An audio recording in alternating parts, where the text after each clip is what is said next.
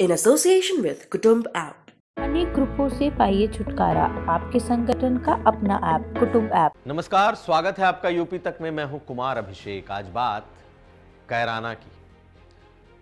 कैराना में आज अमित शाह की मौजूदगी थी और आज अमित शाह ने कैराना से डोर टू डोर कैंपेन 2022 के कैंपेन की शुरुआत की। इस वक्त चुनाव आयोग ने तमाम तरह के रैलियों, सभाओं पर रोक लगा रखी है, लेकिन डोर टू डोर कैंपेन की इजाजत है। ऐसे में आज गृह मंत्री अमित शाह ने कैराना को अपने इस चुनावी अभियान के लिए चुना और बेहद सोच समझकर चुना गया यह कार्यक्रम था। याद करिए, वही कैराना जहां से हिंदुओं का पलायन एक बड़ा मुद्दा बना था। आज अमित शाह कैराना के उन्हीं गलियों में, उन्हीं घरों तक पहुंचे जहां की दीवारों पर कभी लिख दिया गया था कि यह मकान बिकाऊ है, और वहां के कारोबारी, वहां के बिजनेसमैन घर छोड़कर अपने दीवारों पर मकान बिकाऊ है लिखकर चले गए थे। और उसकी वजह यह थी क्योंकि उस इलाके के अपराधियों ने उनका जीना मुहाल कर रखा था। दुकानों में घुसकर कई बिजनेसमैन की हत्याएं की गई थी और बीजेपी ने तब से ही कैराना को अपना एक बड़ा मुद्दा बनाया था।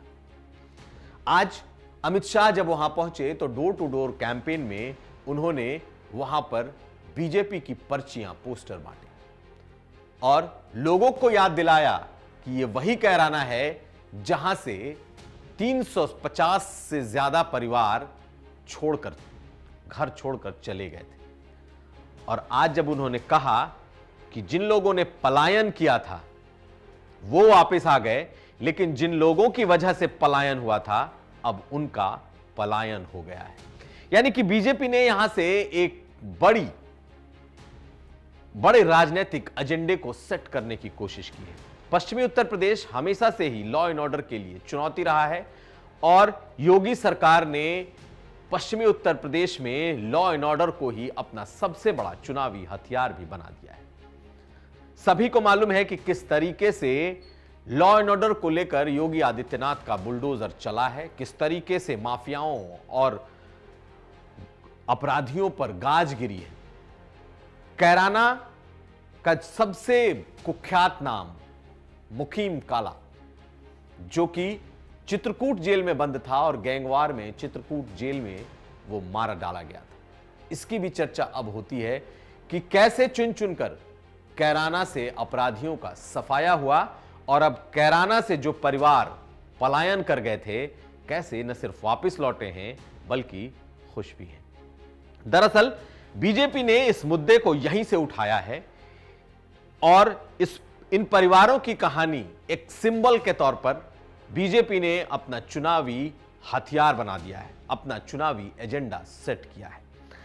अब देखना यह है कि कैराना जहां से बीजेपी हारी है, सपा के विधायक हैं, और कैराना जहां से सपा के उसी विधायक नाहिद हसन पर गैंगस्टर एक्ट लगा है जो इस वक्त जेल गया है, बीजेपी ने वहां से अपने जिस कैंपेन की शुरुआत की है, यह कैंपेन कितना आगे तक जाता है। मुख्यमंत्री योगी आदित्यनाथ ने एक दिन पहले कहानी सुनाई थी और उस परिवार की कहानी सुनाई थी जो पलायन कर गया था। जब वो वापस लौटा है तो उस घर की एक 6ठी क्लास में पढ़ने वाली लड़की ने कहा वो तो खुश है, लेकिन एक अपराधी अब भी घूम रहा है।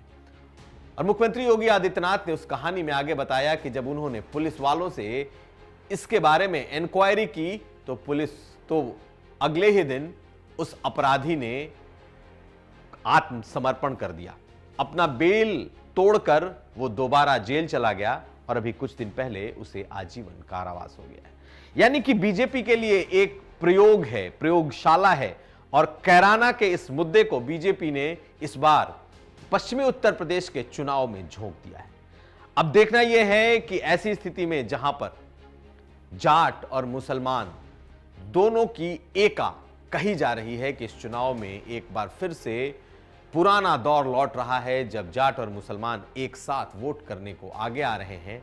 ऐसे में कैराना का यह मुद्दा बीजेपी को कितना सफल बनाएगा, बीजेपी के मुहिम को कितना सफल करेगा, और क्या बीजेपी कैराना के इस पलायन के मुद्दे को पश्चिमी उत्तर प्रदेश का सबसे बड़ा मुद्दा बना पाएगी? ये तमाम सवाल हैं, लेकिन आज अमित शाह ने जिस तरीके से वहां से अपने कैंपेन की शुरुआत की है, साफ हो गया कि बीजेपी के लिए अब सबसे बड़ा मुद्दा कम से कम पश्चिमी उत्तर प्रदेश में यही है। कुमार अभिषेक, यूपी तक।